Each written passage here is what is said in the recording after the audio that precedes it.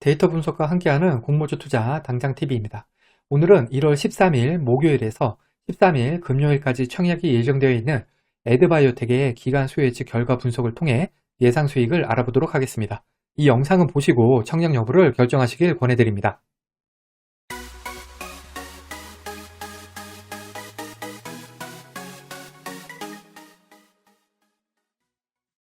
구독, 좋아요, 알림 설정은 저에게 큰 힘이 됩니다. 먼저 회사 소개 3줄 요약입니다. 에드바이오텍은 계란을 이용한 고효과 항체 생산 기술로 항체 의약품을 개발, 판매하는 기업입니다. 매출 비중을 보시면 수출이 25%, 내수가 75%를 차지하고 있습니다. 제품별로는 동물용 의료품이 63%, 보조사료가 29%를 차지하고 있습니다. 에드바이오텍은 현재 코네스 상장 기업으로 코스닥으로 이전 상장되는 회사입니다. 또한 현재 당기순이익 적자 기업으로 기술 특례 상장됩니다. 보다 자세한 에드바이오텍 회사 소개는 이전 에드바이오텍 공모주 분석 영상을 참고하시기 바랍니다. 에드바이오텍의 청약일은 1월 13일에서 14일 양일이고요. 환불일이 1월 18일이어서 환불일까지 4일이 걸립니다. 대출을 이용하시는 분들은 대출이자 주의하시기 바랍니다. 에드바이오텍은 K옥션과 청약이 겹칩니다. DB금융 스펙 10호, 오토앤 환불금으로 에드바이오텍 청약이 가능하고요.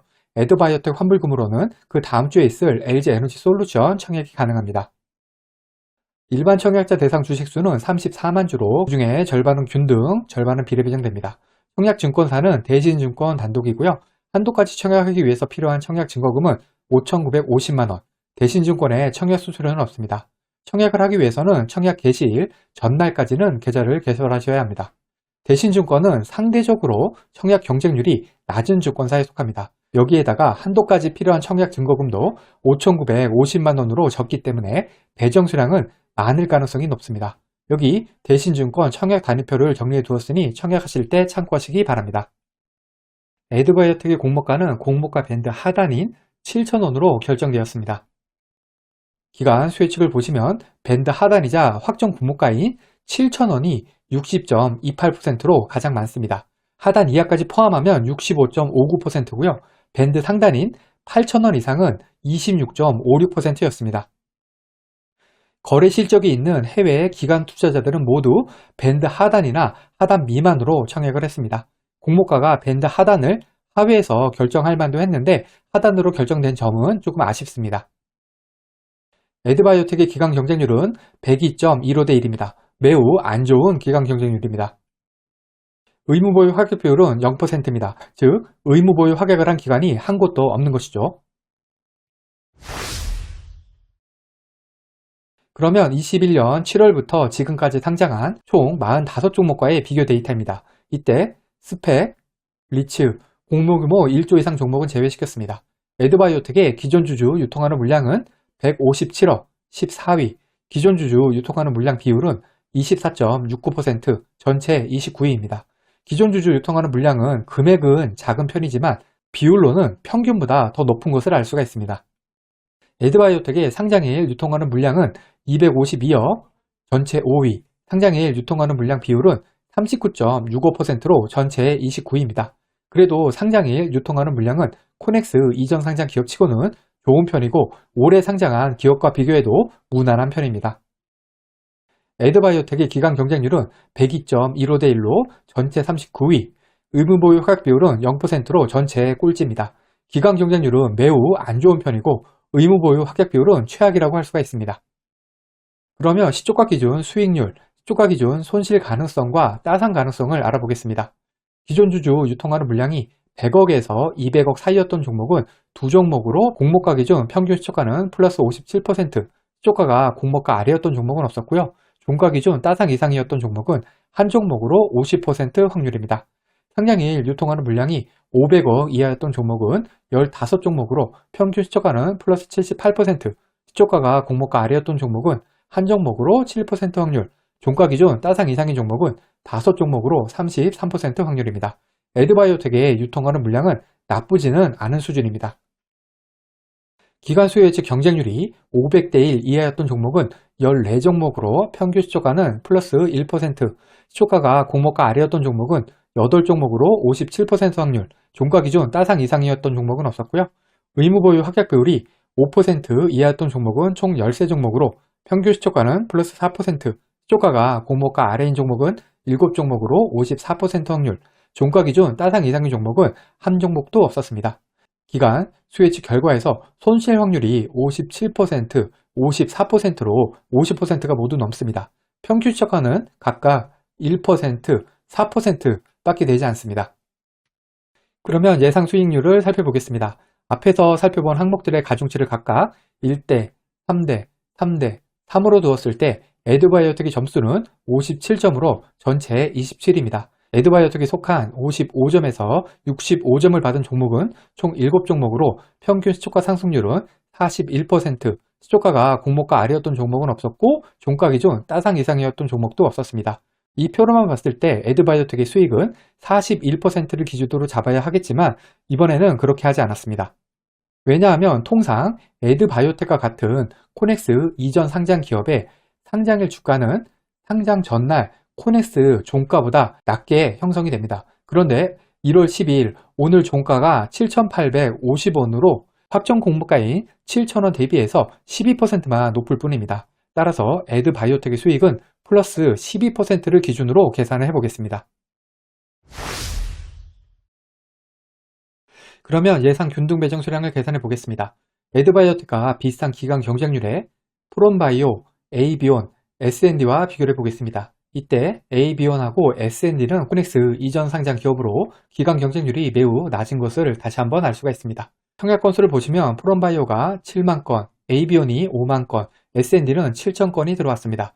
저는 에드바이오텍의 청약 건수로 2만 건 예상해 보겠습니다. 그러면 총 균등 배정 주식수 17만 주를 2만으로 나누면 8.5주가 나와서 추첨 9주가 되는데 저는 균등으로 9주 배정 예상해 보겠습니다. 예상 비례 배정 수량입니다. 청약 증거금이 프롬바이어는 2,600억, 에이비어는 1,515억, S&D는 겨우 100억만 들어왔습니다. 저는 에드바이오텍은 두 종목 청약이 겹치는 점을 고려해서 청약 증거금으로 2,000억 가정해 보겠습니다.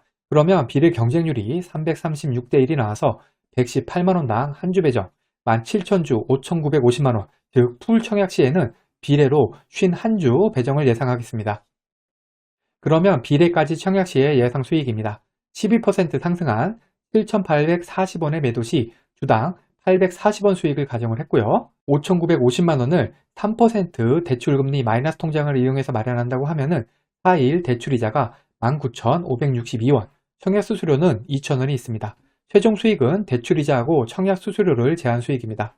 비례 청약 시 혼자 청약하면 60주 배정을 받아서 28,800원 정도 수익, 3인 가족 청약 시에는 78주 배정받아서 39,900원 정도 수익입니다. 균등만 청약했을 때의 예상 수익입니다.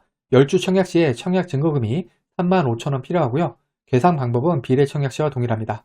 균등 청약 시에 혼자 청약하면 5,500원 정도, 3인 가족 청약 시에는 16,600원 정도 수익입니다. 그런데 21년 7월 이후 상장한 종목들 중에서 기간 경쟁률이 50대 1에서 200대 1 사이였던 종목은 총 8종목이 있었는데 그 종목들의 평균 시초가는 마이너스 1%, 즉 손실이었습니다. 그리고 시초가가 마이너스 10%, 즉 하한가를 맞았던 종목은 그 중에서 3종목이나 있었습니다. 따라서 저는 앞에서 살펴본 플러스 12% 수익 계산과 함께 마이너스 1%일 때의 손실도 같이 계산을 해보겠습니다. 비례까지 청약했을 때와 균등만 청약했을 때의 수익 비교입니다. 이때 청약 건수 2만 건, 청약 증거금 0.2조, 비례 경쟁률 330대 1인 경우고요. 수익률 12%인 경우에 비례가 균등보다 23,000원 정도 더 수익입니다. 하지만 마이너스 1% 손실이 났을 때의 손실을 비교해보면 비례 청약 시에는 각각 마이너스 25,000원, 마이너스 31,000원, 균등 청약 시에는 마이너스 2,600원, 마이너스 7,900원 손실로 비례까지 청약했을 때가 균등만 청약했을 때보다 23,000원 더 손실입니다. 이 영상에서 사용한 청약 건수, 경쟁률, 예상 수익은 절대적인 것이 아닙니다. 단순 참고만 하시고 본인만의 기준을 잡으셔서 청약 여부를 결정하시기 바랍니다. 결론입니다. 에드바이오텍의 기간 수혜주 결과는 매우 안 좋게 나왔습니다. 기간 경쟁률이 102대 1로 매우 낮았고요. 의무보유 합격 비율은 단 한 건도 없었습니다. 그럼에도 불구하고 공모가는 밴드 하단을 하위에서 결정하지 않고 밴드 하단으로 그냥 결정을 해버렸습니다.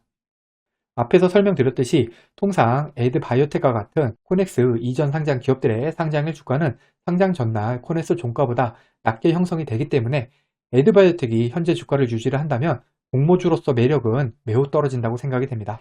당연히 청약 경쟁률은 매우 낮을 것이고요. 배정 수량은 많을 것입니다.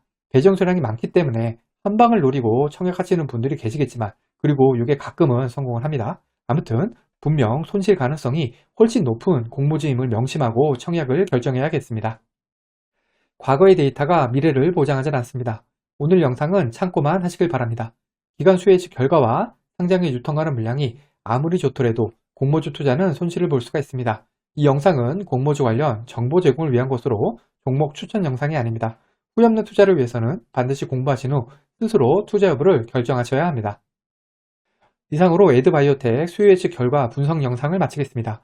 오늘 영상이 도움이 되셨다면 구독, 좋아요, 그리고 알림 설정까지 부탁드립니다. 감사합니다.